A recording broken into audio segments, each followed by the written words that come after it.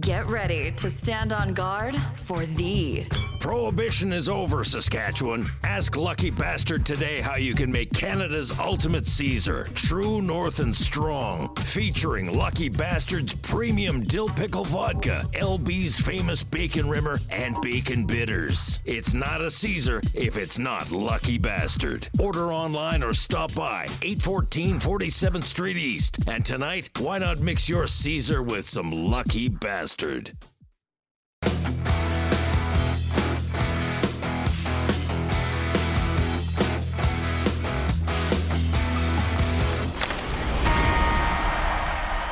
Welcome back, everybody, to the Fantasy Hockey Hacks podcast, a proud member of the Hockey Podcast Network and the official podcast of Left Wing Lock.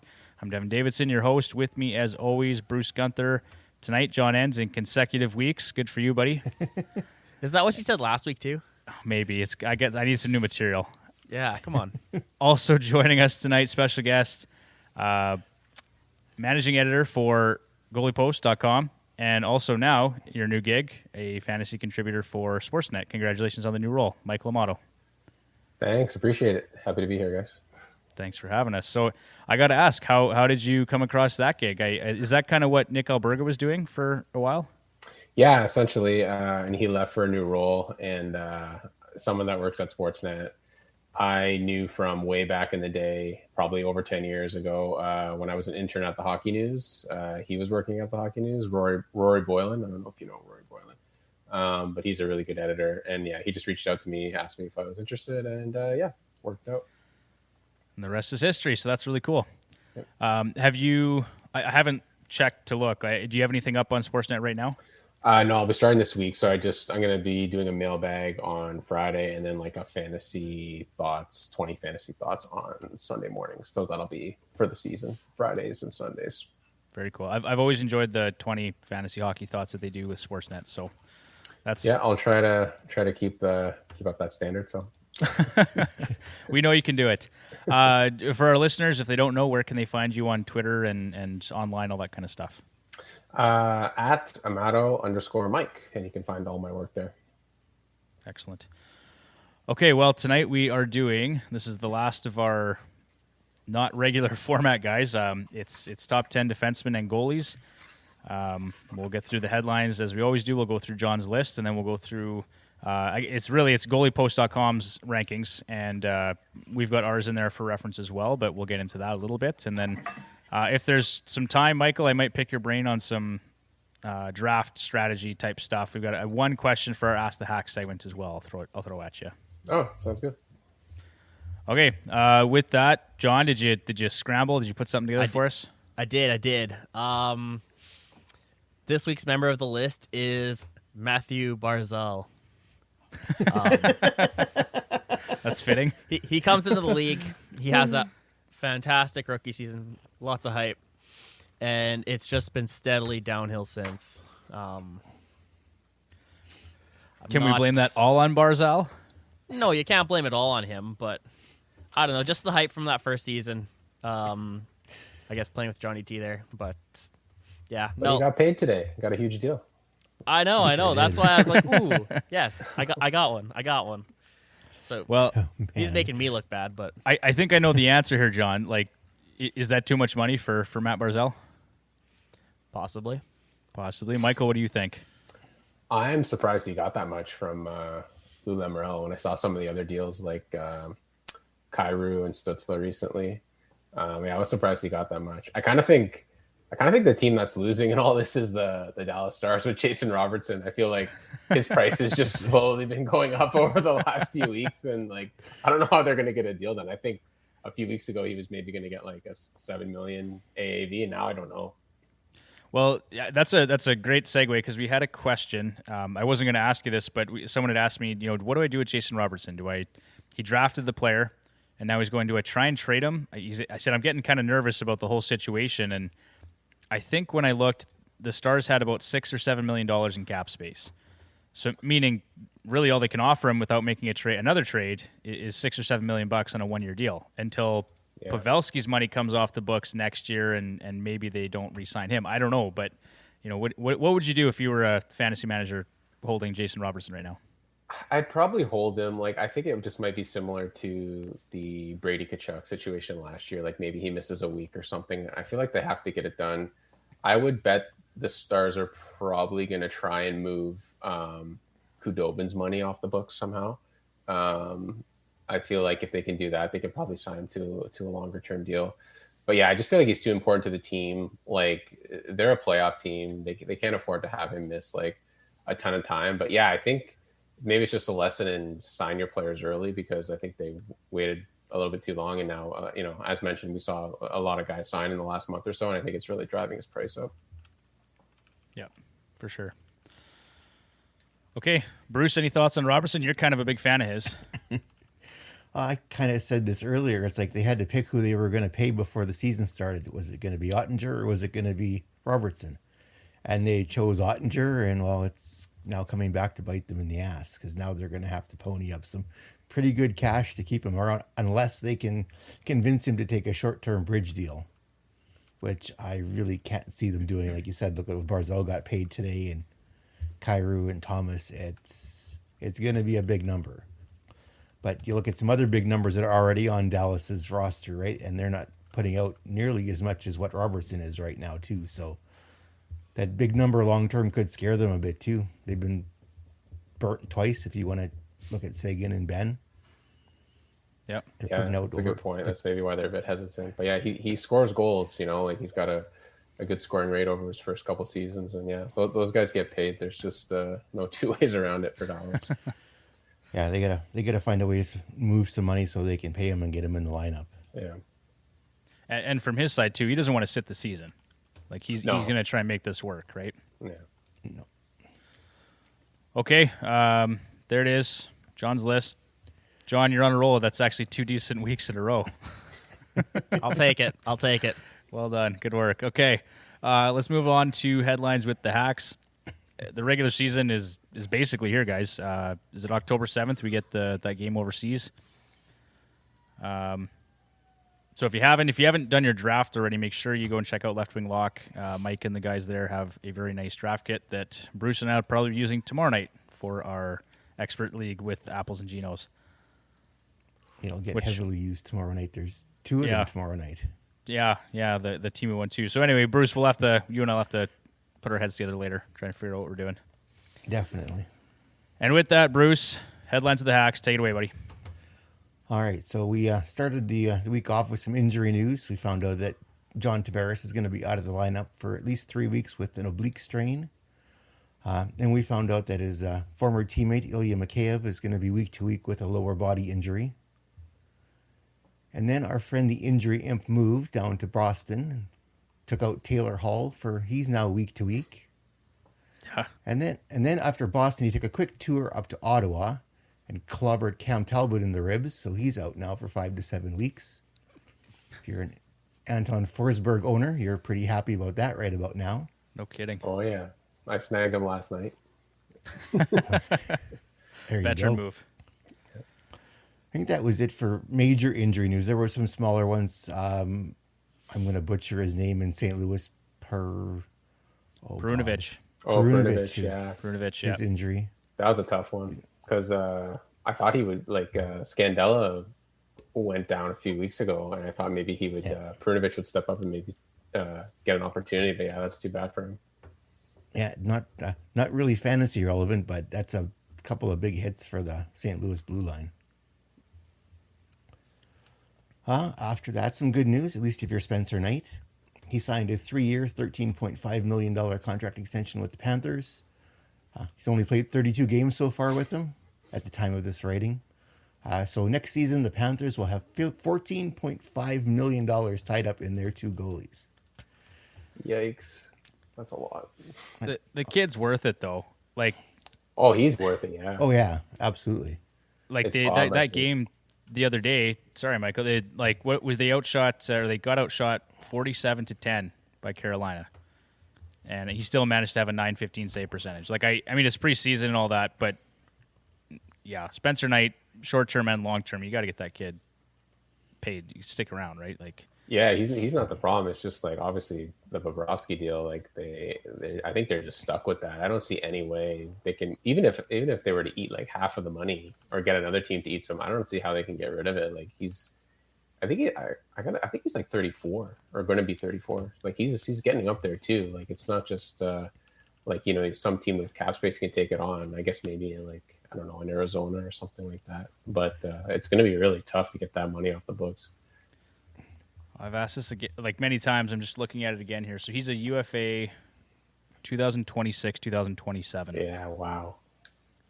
Yeah, Another four seasons at $10 million bucks. Yeah. 3 years after this. So Yeah.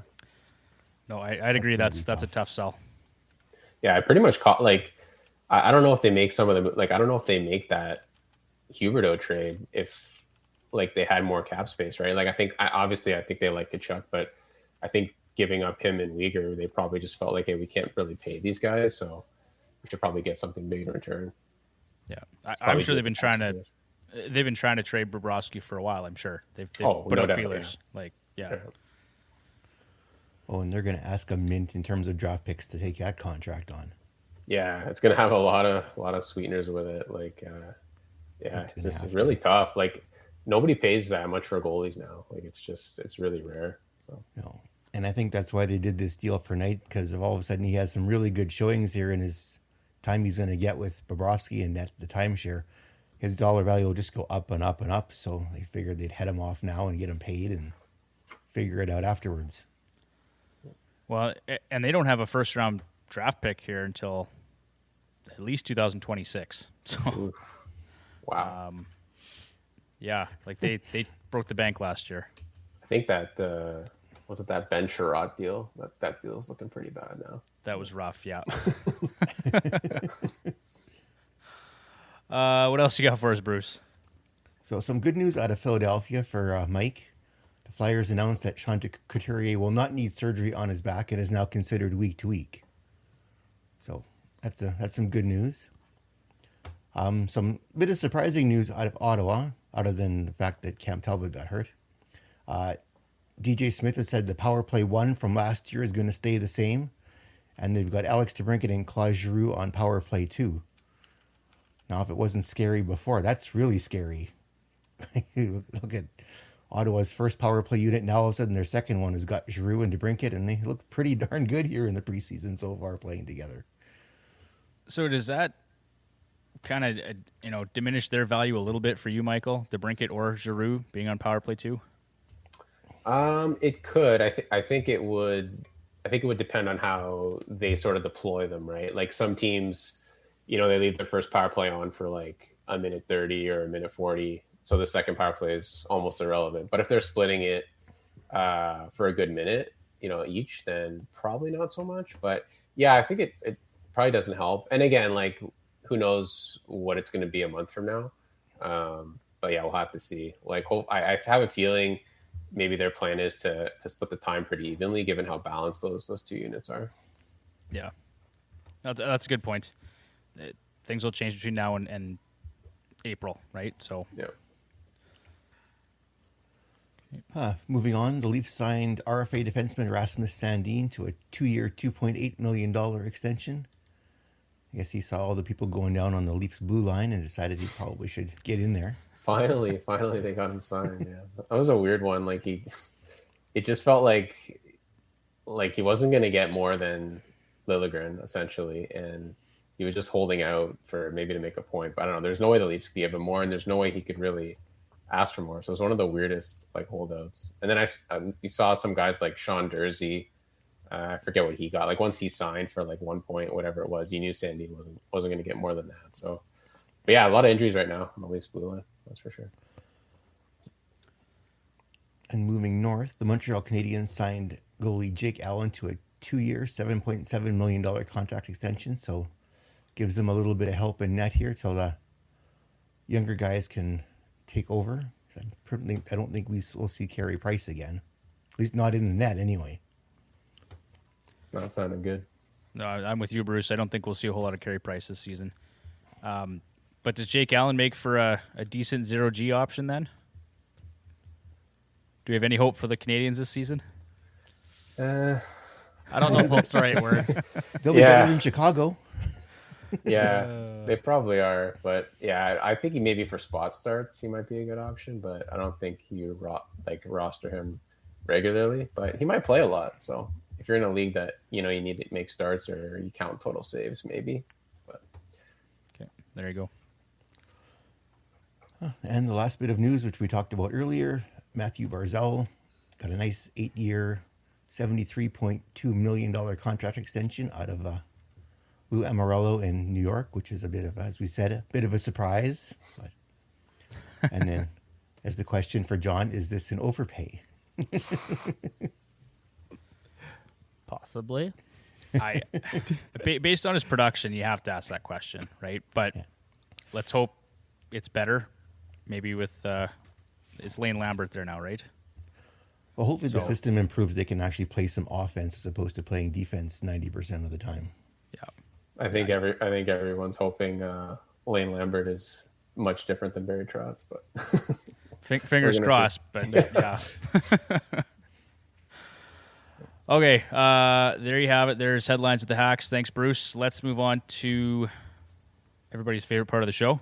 As a member of the Hockey Podcast Network, the Fantasy Hockey Hacks podcast is a proud partner of DraftKings.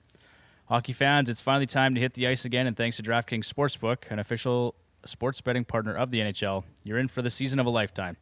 New customers can bet $5 on any team and get $200 in free bets if they win. If that wasn't enough excitement, you can turn small bets into bigger payouts with same-game parlays, combine multiple bets like which team will win and how many goals will be scored, and more for your shot at an even bigger payout. DraftKings is safe, secure, and reliable. You can deposit and withdraw your cash whenever you want. Download the DraftKings Sportsbook app now and use promo code THPN. Bet $5 on any NHL team to win their game and get $200 in free bets if they do. That's promo code THPN at DraftKings Sportsbook, an official sports betting partner of the NHL. Minimum age and eligibility restrictions apply. See show notes for details. And with that, let's move on to top 10 defensemen and goalies. Obviously, Michael being the master of goaliepost.com, we're happy to have you on to talk about this. We're going to evaluate the top 10 defensemen and top 10 goaltenders heading into the 2022-2023 season. We're going to consider league settings, 5-on-5 scoring deployment, last season stats, some underlying metrics, team situation, our own rankings, powered by Left Wing Lock, and then, of course, goalie post rankings. So let's kick it off. Probably no surprise at all here. Number one, under defenseman, Cale Makar. Right now he's going in an ADP of 5.5. Is that surprising at all to you, Michael? Not really. I think he's good value at that spot. I think I had him ranked 4th in my overall rankings, my 250 rankings. I just think when you look at a guy like that can, potentially push 90 points as a defenseman, there's so much value because, you can use sort of some of your forward positions maybe for other categories if you're, in a league that counts hits and stuff like that. If you can get like that kind of offensive production out of a defenseman, which is like extremely rare, it's just so much value. So I think there's definitely a case to be made for him as a top 5 pick. Okay. Our rankings had him at number 14 in our top 200, and that was based on more of a category setup. So, something to keep in mind there. Just from our perspective, he did shoot at a career high 11.7% last year, but he had career highs across the board too in shots on goal and hits and blocks and all that kind of good stuff. I didn't see any points projections or anything from you, Michael. Did you do that at all this year, or do you ever do that? Not specifically. Like I sort of allude to them in my write-ups, but yeah, I don't make like a true point projections. But it wouldn't shock me if he gets like 90 points. Okay, so yeah, if he stays healthy. I was gonna add, yeah, that's always the question with him too. So we included points projections, like we always go through each team and just give a fantasy relevant projection. So I'll just ask you over-unders on this if that's all right. We'll go through it. And so I said 25 goals, 87 points. You take the over on that one? Ooh, that's right on the line. Yeah, it's slightly over, but yeah, that's a good projection. Okay. Hopefully, he should be in that range. Hey, Bruce. Yeah. Oh yeah, I think he'll hit 90 points if he stays healthy. You and I are never gonna have a chance at Cale Makar though, drafting 11th in every single league, so that's fine. No, we might have to find a way to cause some internet issues for the first 10. Yeah. Even then, we wouldn't have a chance because it would auto draft one earlier. There you go. All right, moving on. A defenseman here, number 2, Roman Josi. He's going a bit later here at 20.5. In our top 200 ranks, we've actually got him at number 32 overall. But yeah, number 2, you got him here for defenseman. Points projection for us, 20 goals, 77 points. What's your take on Roman Josi for this year? I think that points projection is pretty good. I think he's still a really good pick, but I could see his numbers coming down a bit just because if you look at the Predators last year, so many of their players had inflated shooting percentages. You know, Duchesne, Johansson, even Forsberg, Janot. They had really high shooting percentages. And I think Josi led the league in secondary assists last year, if I'm not mistaken. So I could see those numbers coming down slightly. But still, if you're getting between 75 to 80 points from a defenseman, I mean, that's great value. So, yeah, I've taken him in a few mock drafts, and I wouldn't hesitate to. I know Tyler wouldn't. Yeah. He's still going to put up some numbers, but I agree. He's not going to put up the 96 points that he put up last season. What's your take on Forsberg, too? Because he's going fairly early as well, based on where we saw him last year and based on just he had some great production last season. Is he a guy you're afraid to take? Like, do you anticipate some regression from him as well? Maybe slightly. I don't know if he'll be a 40-goal scorer again, but I think he's an effective player. I mean, I think in a worst-case scenario, he's going to give you, 30-plus goals. I think he's probably more likely around the 35-goal range, so he's good for shots as well. But yeah, like I said, he was just one of those forwards. I think everything just went in the net for the Predators last year. So many players had those inflated shooting percentages, so they just have to come down slightly. But again, I think he's out of that forward group, guys we mentioned, like the Duchesnes, the Johanssons. I think Forsberg's the guy I trust the most to kind of keep his numbers close to what they normally are. No question. Okay, number 3 on the D list here, Victor Hedman. He's going at an ADP of 14.5. We've projected 17 goals and 75 points for him. He's number 33 on our top 200 ranks. Lots of career highs for him last year across the board. 9.2 shooting percentage and 2.7 shots on goal per game, both second highest of his career. What separates Josi and Hedman for you at that 2-3 slot? I think just honestly probably total points. I think Yosi's going to have a few more points than Hedman. It's funny because Hedman had like an amazing season last year. Like you said, career highs and pretty much across the board, but he barely got talked about because Makar and Josi got so many of the headlines. It's pretty amazing. But yeah, he just plays in every situation. He's going to play a ton of minutes, Hedman, and he can help you out in pretty much all the categories across the board. So he's a tremendous value if you can get him, in the top 20 in your draft. I think he'll be full value for that. But yeah, he's an interesting guy. Like obviously Ryan McDonough's gone this year, so I don't know if he's going to get even more ice time, more responsibility. We'll see. I kind of see Sergachev picking up some of that slack. Like I do don't know too. how much more you can play Hedman, right? Like he's already playing some big minutes. So, but I think Sergachev can take on a few more. For sure. That's a guy that I could see, maybe get later in your draft that actually could have a career high in a lot of categories for that reason. Is 50 points, is that too much for Sergachev? Like, could you see him putting up 50 points this year? Maybe that's on the high end if everything goes well. It's possible. I would say maybe around like 40 to 45. But if he gives you, he's usually pretty good for hits and blocks too. So if he gives you those solid numbers as well, I think, he'll be a good value pick late. Agreed. All right, number 4, Adam Fox. This is a guy that I keep hearing. I see lots of chatter saying he's overrated now, and maybe that's just because we're so used to seeing the first 3 guys produce all these points. But ADP 17.1. Our projection for him was 11 goals and 70 points, and in our top 200 ranks, we got him at number 59. Last year, he was on a 78-point pace, 33 power play points. How do you see the season going for him this year? Yeah, I think he's another guy that just kind of gets overlooked because of the first 3 guys we mentioned. I feel like we're in the golden age of like fantasy defensemen. I don't remember a time like this where there was so many high volume scorers. But I think with Fox, maybe one of the reasons he's overlooked slightly, or maybe people say he's overrated, is he doesn't shoot the puck a ton. He's not a huge goal guy as far as a defenseman goes. He's really just fills the assist category. But he's a great power play quarterback. So, I mean, if you have a league with power play points, I mean, he's a great pick. You can't deny it. Like he's a 70-point defenseman.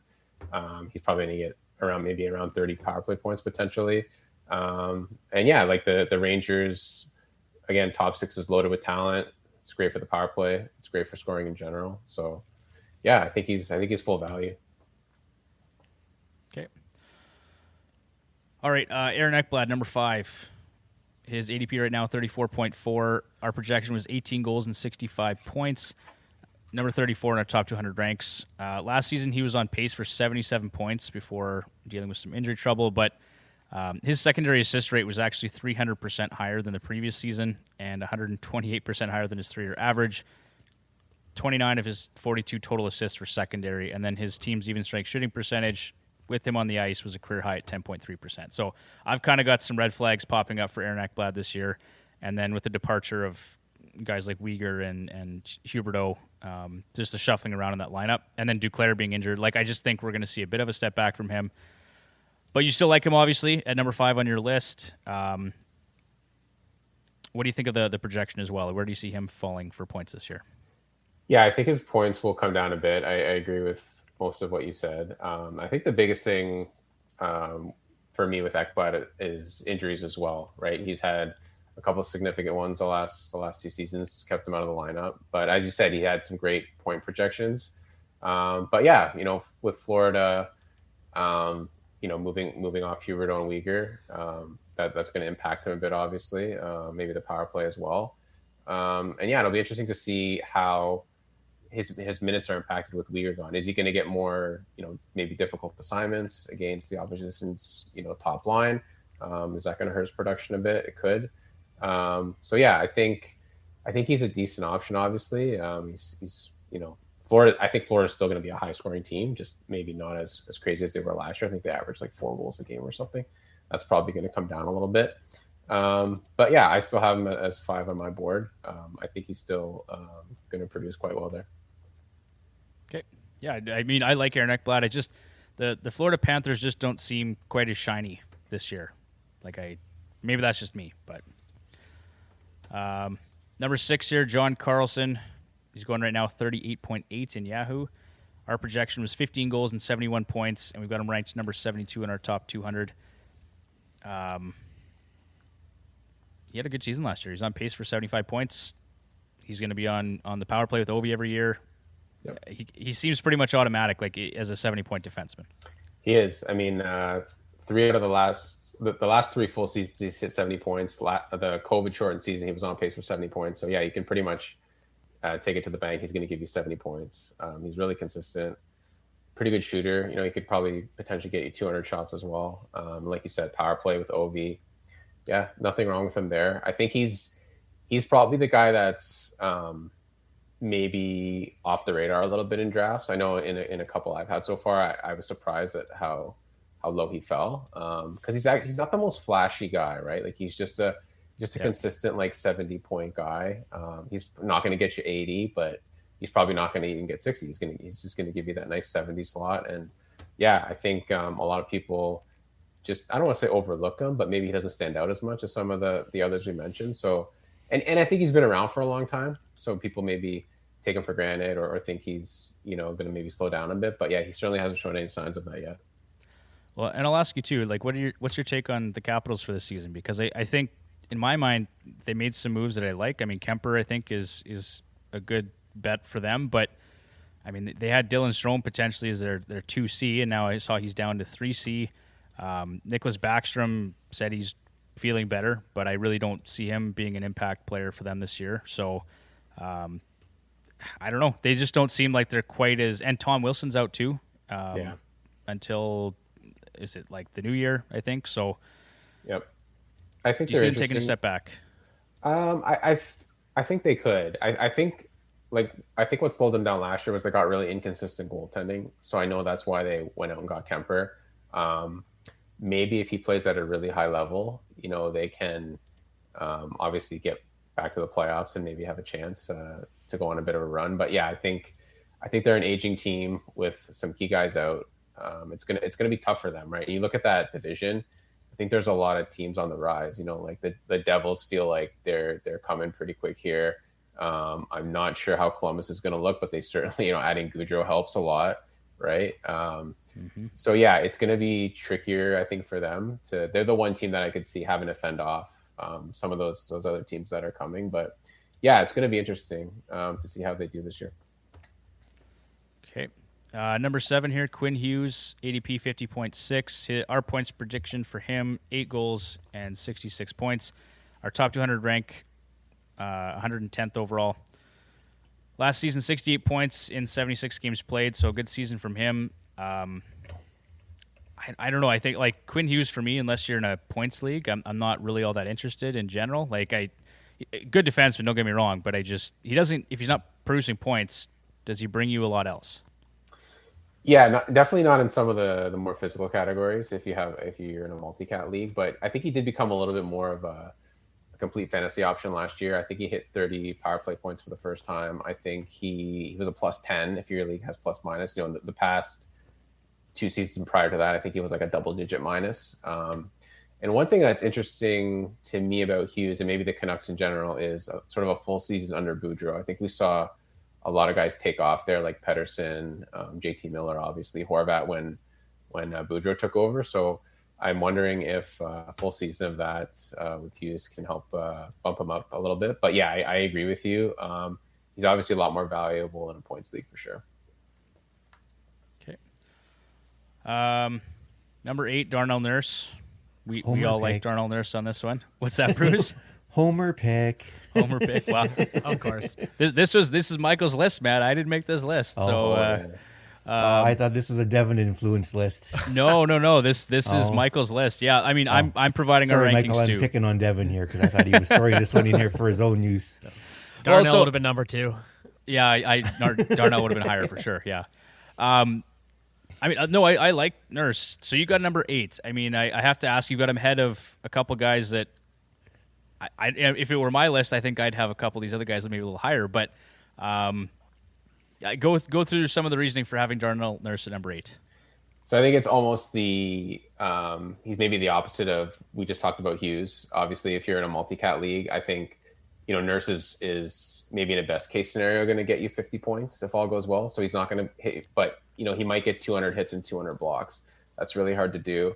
I think obviously playing on the Oilers, even though he's not a big offensive guy, he's going to have a lot of upside for numbers because he's got a lot of talented players around him. So I just think if you're in a multi-cat league, anytime a player can fill 2 of those categories, like hits and blocks, that's not easy to find. So I think just that bumped him up for me over some of the other guys.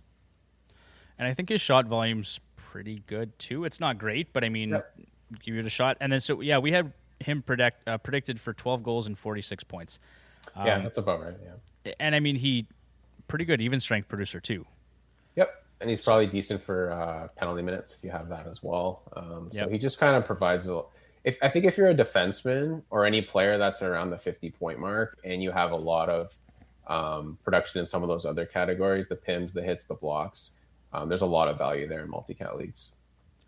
Well, Tanner Jeannot's a guy you mentioned earlier. He's not a defenseman, but definitely a guy that can provide some categories in about 25 goals, definitely. Right? So, yeah, that's a good example. Yeah. Yeah. Okay, number 9 here, Morgan Riley, 2022 ADP right now, 54.9. We had him pegged for 12 goals and 69 points. Our top 200 rank is 102nd. Yeah, John, you're smiling. Yeah. Nice. Last season, 68 points, 10 goals. Career highs in shots on goal per game, PIMs, and power play share. There's some inconsistencies in his individual shooting percentage and shot volume in 2019 and 2020 and 2020, 2021. That kind of make his 3-year average look misleading. So I think we might see a little bit more from him this season. And Toronto's just, they're a good team, right? It may pain me to say sometimes, guys, but Toronto's a good team. So do you see 12 goals, 69 points? I guess, first of all, do you like the prediction, and what do you see happening for Morgan Riley this year? Yeah, I think I would have him at around that number. I think in the high 60s is a good spot for him. The thing about Riley that I like is he's really durable. He hasn't missed. I think there's only been one season in the past, half dozen or so that he's missed significant time. Otherwise, he's almost never misses time. That Leafs power play is lethal, and as long as he's quarterbacking that, he's going to get huge numbers. And he plays another guy that plays a ton. He's got a strong top six that if he just headmans the puck, he's going to get a lot of points that way. He's in a really great spot, and I think he's to me, he's a tier below obviously some of the guys we mentioned earlier. I think if he hits 70 points, that's a really big victory for him. But yeah, I think he can be in the mid to high 60s for sure. Okay. And then last but not least here, this is a guy I've had him a couple times, and I'm a big fan of Chris Letang. So number 10 here on the list, his ADP is 59.5. Our projection was 15 goals and 70 points. Number 77 in our top 200 ranks. His shooting percentage last year, so his ish, Bruce, 4.7%. That was his lowest since 2017, 2018. He had 2.19 hits per game last year. That was a career high. It seems like he's finally kind of gotten over the injury bug, knock on wood. He's had, 2 or 3 seasons now where he's been relatively healthy. So, and it kind of feels like maybe the Penguins still have a little bit of gas in the tank. But what do you think, Michael?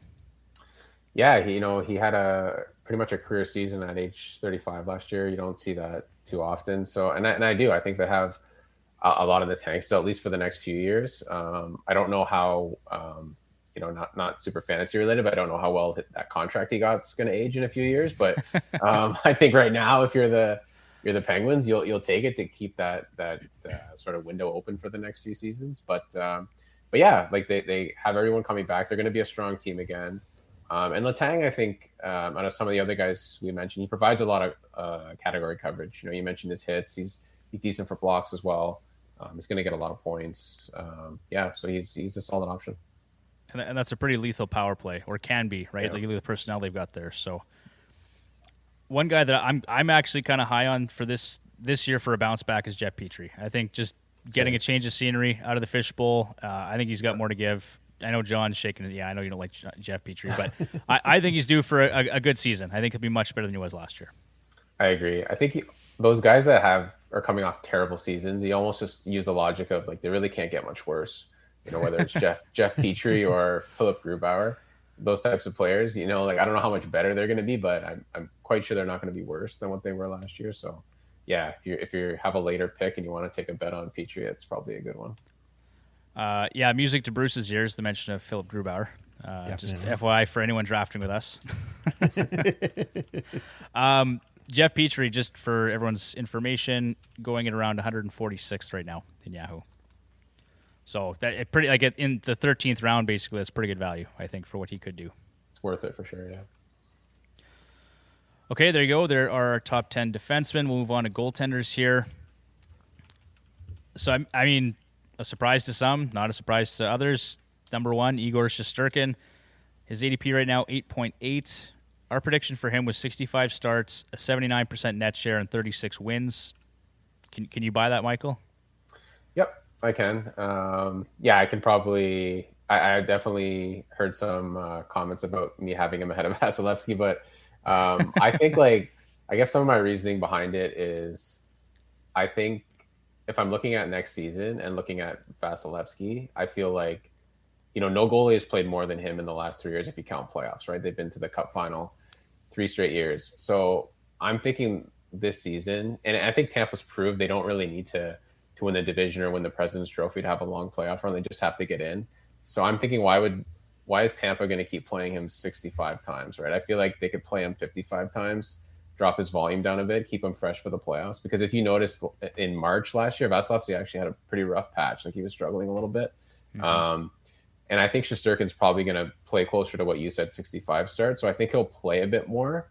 And the best way I could describe it is if I had to pick one goalie to win a Game 7, I would pick Vasilevsky. But if I'm drafting for the season, I'd give a slight edge to Shesterkin, if that makes sense. All of it's logical. I mean, I would go back and forth. I had Shesterkin last year, and he was phenomenal. He just had an incredible season. Just shy of 40 goals saved above expected on the year last year. So yeah, that save percentage was so consistent. He had a stretch there where he barely ever allowed more than one goal. And when I say that, like I said, I think on my 250 rankings, I had one at 15 and one at 17. It's just Shesterkin and Vasilevsky. So like it's such a razor thin margin. I don't think you can really go wrong between the two. No, I mean, no, you make a very good case for that, for sure. So then number 2, obviously, not a surprise, Andre Vasilevsky going just before Shesterkin on average at 8.7, his ADP. I had him pegged for 65 starts and 40 wins, but you make a lot of sense just in what you said there about maybe resting him a little bit for the playoffs. I could see that happening. That's what I'm thinking. But again, who knows what Tampa's going to do? I thought there was times, in the Stanley Cup final and in the playoffs where I thought they'd pull him to rest him, and they just left him in there. So they certainly have their own methods with him, and he likes to play a lot. But yeah, if I was a coach or general manager, I would much rather have a well-rested Vasilevsky in the playoffs. All right. Number 3, UC Saros, and I have to say I agree with this. I've seen some different variations of these lists too, and Saros was so good last year. 38 wins, 918 save percentage, 2.64 goals against that. He was 3rd in wins, tied for 6th in shutouts, 9th in save percentage. Just a really solid season from him. His ADP is 41.6, and to the value, like I think, the margin between him and Vasilevsky last year, for example, really wasn't a big gap if you look at the numbers. So how do you see his season going in? You said you think the Predators are going to maybe regress a little bit. Do you see that reflecting in Saros' numbers too? Yeah, I think maybe a little bit. I think with Saros, one of the things that makes him so good is I think he had the most appearances last year of any goalie, and his play doesn't dip, right? That's what you're always looking for with a goalie. Sometimes when goalies get to that 60-game mark, their numbers start to tail off a bit, but his definitely don't. And again, if you look, there's no one there to challenge him for starts. So again, he's going to easily probably hit 65 starts as long as he's healthy. And yeah, I think like the Predators, yeah, they might drop back a bit, but I think they're still going to be a pretty good team. I think they're still going to be competitive. So I don't think it hurts him too much. Okay. Yeah, 65 starts was our projection and 36 wins. So yeah, that seems right. Ilya Sorokin at number 4. And see, this one I don't know about because his ADP at 30.3, for whatever reason, people are picking him ahead of Saros in Yahoo, and I just don't really understand it. Lots of potential with Sorokin. 925 save percentage last year, just about a 17 goal save above expected. Like lots of good stuff there, and I think really he's shown he's just going to take the number 1 job from Samsonov or from Varlamov at this point. But what's your take on Ilya Sorokin? Yeah, I'll admit I had Saros and Sorokin very close. I kind of split hairs with it, but I prefer Saros slightly. I think a lot of people like Saros because, number 1, I think a lot of people are banking on the Isles to have a really big bounce back season. I think a lot of people are looking at last year as more of an anomaly. And 2, I think the point you mentioned, I think is true. I don't think that's going to be close to a 50-50 split anymore. I think Sorokin has really claim that job now. So I think he's going to start a lot more. Whereas in the past, they shared a lot of time in the net, him and Varlamov. And I guess, I know Lane Lambert is a new coach, but I think he's a Trotz disciple. So maybe people are hoping that they'll have similar style, similar defensive structure. And and I mean, if you look at Sorokin's numbers last year, they improved a lot from his rookie season. And that's saying a lot because the Islanders had a really bad season. So when you can raise your numbers on a bad team, I think that shows a lot of potential. Yep, like the goaltender, no question. I'm questioning where people are drafting him. That's all. I got him at 54 starts and 30 wins for this season. Yep, I think so. I think he should hit like that mid-50s in starts, and that'll be great for him. Yeah. Jacob Markstrom at number 5 here, ADP of 30.5, so just behind Sorokin. 62 starts, 76% net share, and 35 wins is where we've got him. What's your take on Markstrom? I think like the Flames now at this point, I don't think you can say they got worse. Oh no, I think the Flames are in a great spot. You could even argue that they might have gotten a bit better. And Daryl Sutter plays Markstrom a ton. Like I was amazed last year.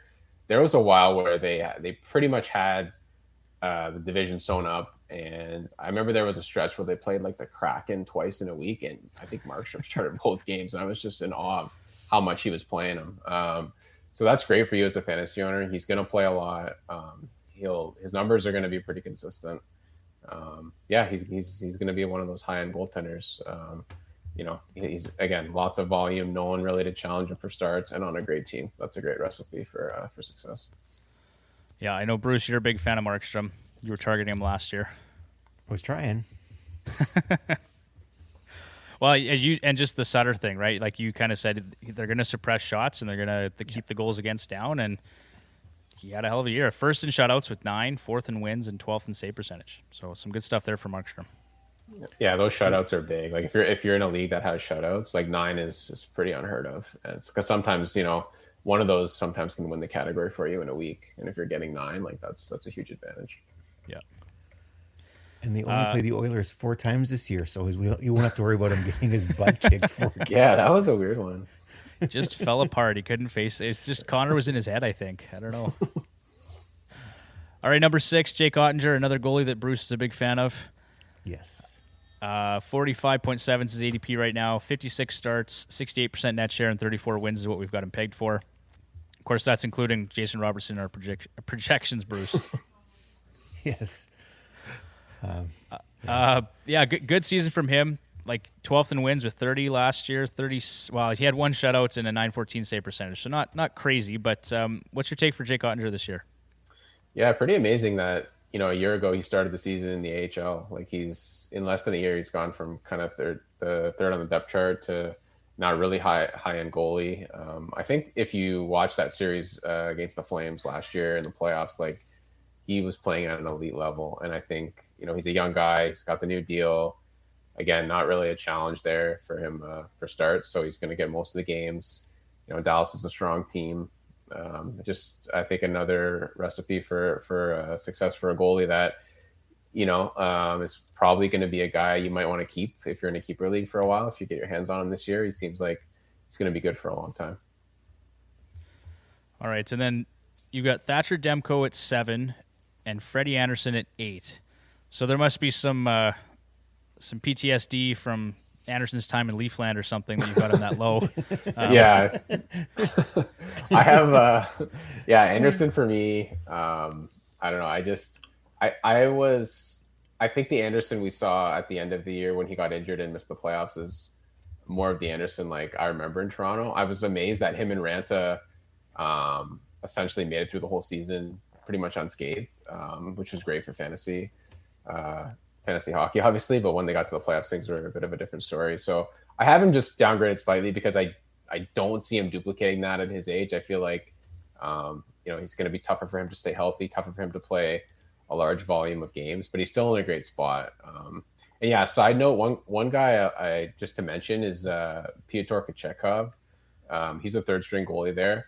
I think that guy could be potentially, like the Ville Husso of last year. If one of these guys goes down, either Anderson or Ranta, I think, again, I wouldn't draft him or anything, but I would keep your eyes on the waiver wire if Ranta or Anderson go down, because I could see him getting in and potentially going on a bit of a run there.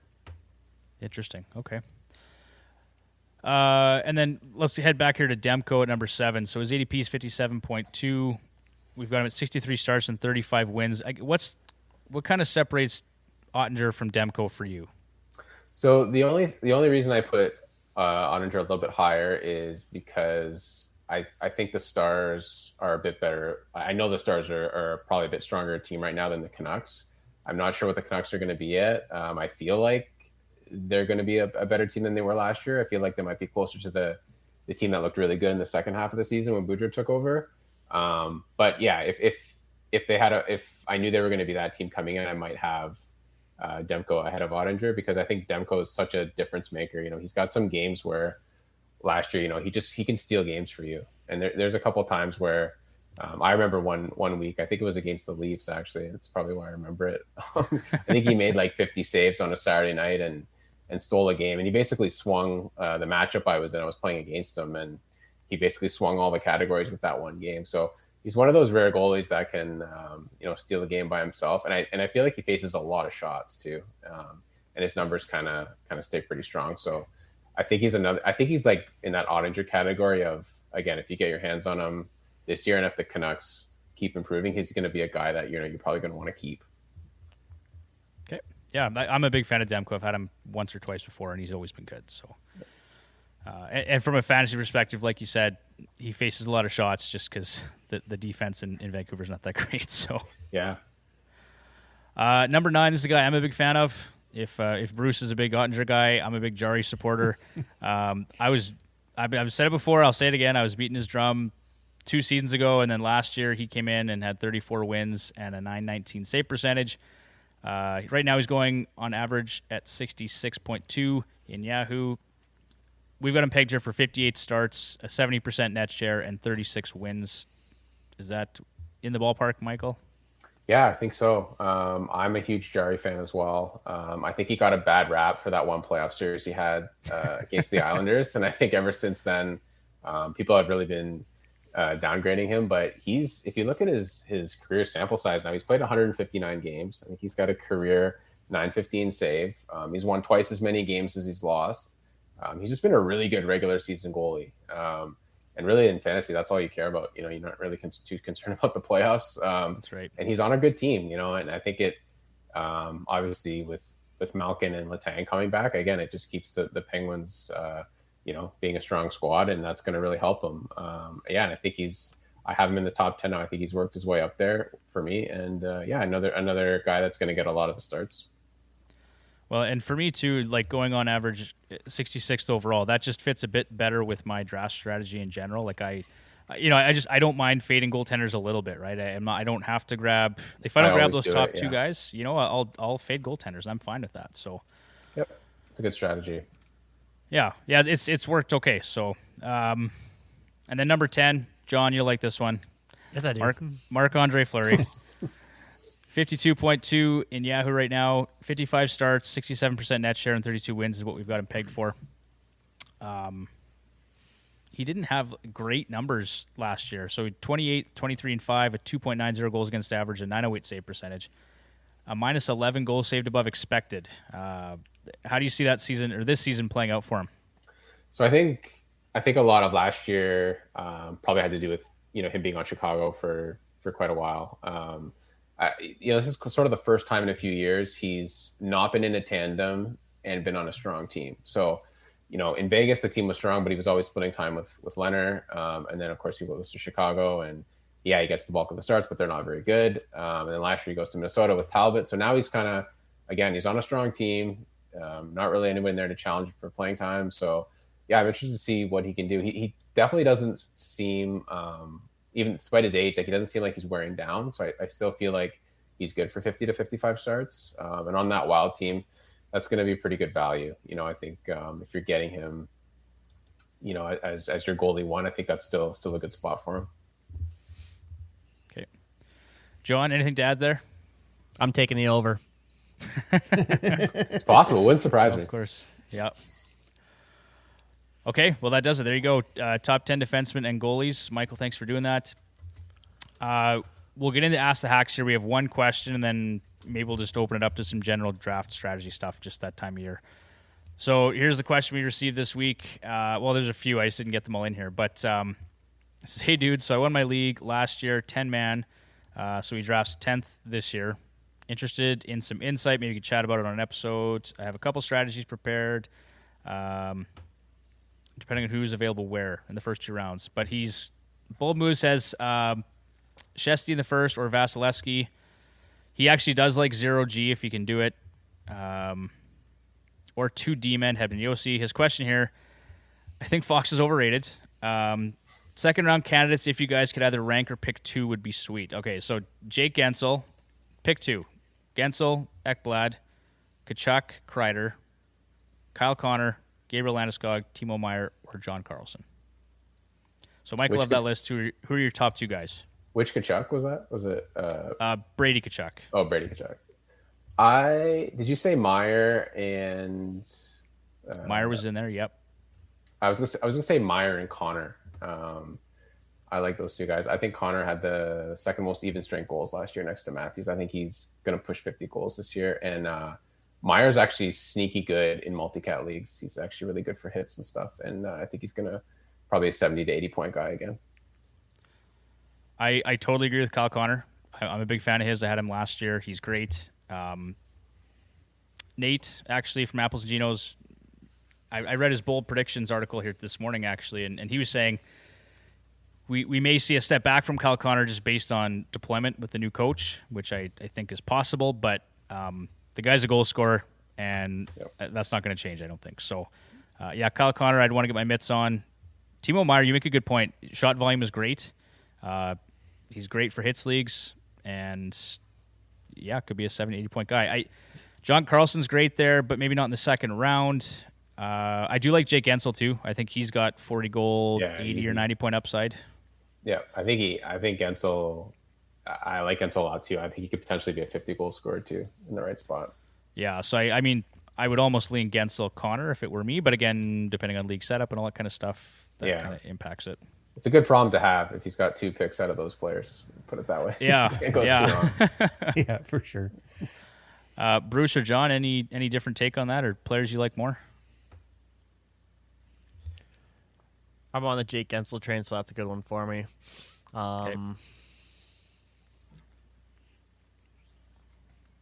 As much as I don't like Kyle Connor, he's probably the next best option. Wow. Okay, fair enough. Bruce, anything for us? My picks would be similar, although I probably would consider Brady Tkachuk possibly as well. Yeah, in a Bangers League, you can't fault you for that. He gets everything that moves, and I think he's probably the better of the 2 Tkachuks. So his point totals this year, especially with the way that lineup is set up, he could maybe see a bit of an uptick in points too. Okay. All right, and then it's just a couple. Let's talk draft strategy really quick here, Michael. So how do you approach a draft? Let's say a standard Yahoo draft, kind of round by round. What are you looking for? Like you mentioned, you don't mind fading goaltenders, but what's your strategy going into a draft?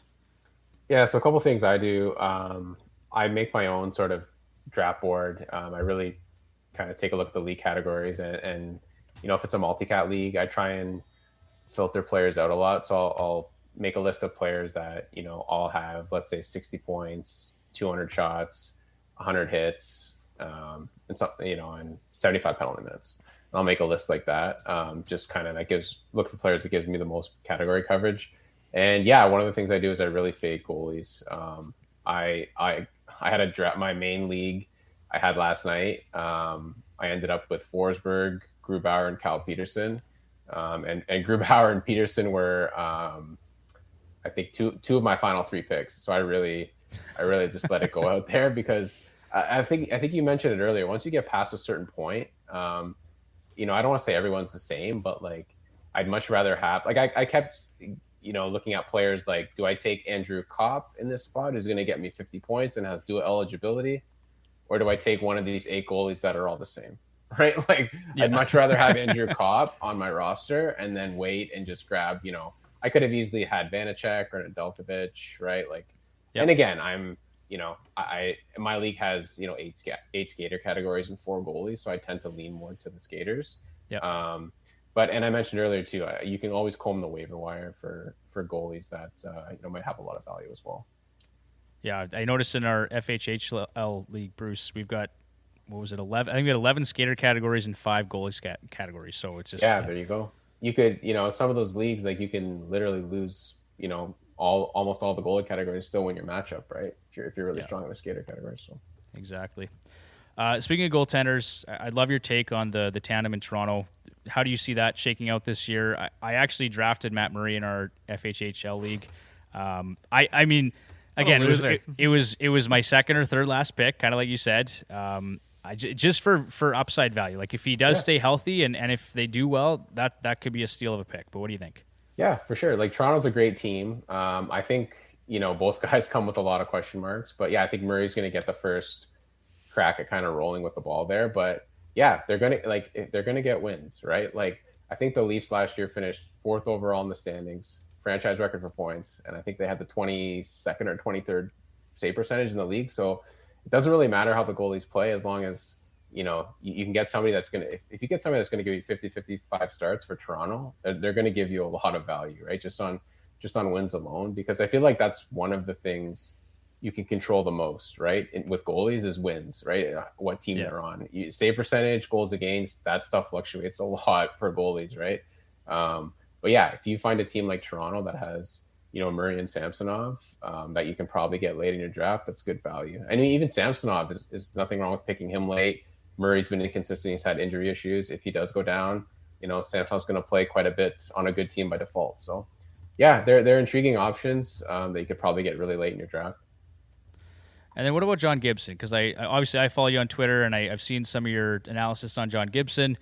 I think I agree with most of it. I did draft him just out of desperation here recently, but how do you see things working for him in Anaheim this year? Yeah, I mean he'll play a lot, but yeah, I just look at his numbers the last 3 seasons, and they've been pretty mediocre. I think he's had a 904, no better than a 904 in the last 3 seasons. Yeah, that's a little bit of an alarming. That's more than a trend, right? That's 3 seasons, and I don't think the Ducks are better than they were last year or the year before. I think they're headed for a rebuild. They have some young talent there, obviously, but and I look at Anthony Stolarz had a great season last year, numbers wise. So that makes me a little more concerned when I look at Gibson. But yeah, I think he'll play a lot, but I don't know how much value he'll bring. Okay, and then any defensemen or forwards, anyone that you're kind of looking at in mid to late round picks? Like, is there someone you're keeping an eye on, or maybe has some like a sleeper pick or some high upside that maybe guys haven't caught on to yet? One guy I mentioned is Sean Durzi in LA. I think he had 27 points only last year, but more than half of them came on the power play. So he could be a bit of a category specialist for you. Okay. Bruce, John, you guys got anything else for Michael before we? No, I don't think so. Nothing. That was great. Okay. Bruce? No, I got You're good? good. All right. Before we go, I guess one last thing here, Hacks Holiday. So to help us celebrate our 100th episode, we are giving away a trip. So thank you to Lucky Bastard Distillers. I forgot to mention at the top of the episode, that's my bad, but the episode is brought to you by Lucky Bastard Distillers. Yeah, we're going to send a listener and a guest on a Hacks Holiday to Vegas this February or next February. 2 tickets to a Golden Knights game, February 18th, I think, against Tampa Bay. 2 round-trip tickets to Vegas, 3 nights accommodation, and a 1-year free subscription to the Left Wing Lock iPhone app. So go to fantasyhockeyhacks.com/hacksholiday for all the details on how to enter. The winners will be announced on our 97th episode on January 16th. And the code you'll need for this week is number 19. So keep that in mind. Go check it out. Michael, one last time, where can people find you if they want to follow you? At Amato_Mike on Twitter. Awesome. And then check us out on Twitter as well at FHHacks and on Instagram, Fantasy Hockey Hacks. And we will be back next week with our Week 1 preview. So, Michael, thank you so much again for being here, and have a good season. Enjoy your gig with Sportsnet and Goalie Post. Thanks. I appreciate it. Take care. Take care. Bye, Felicia.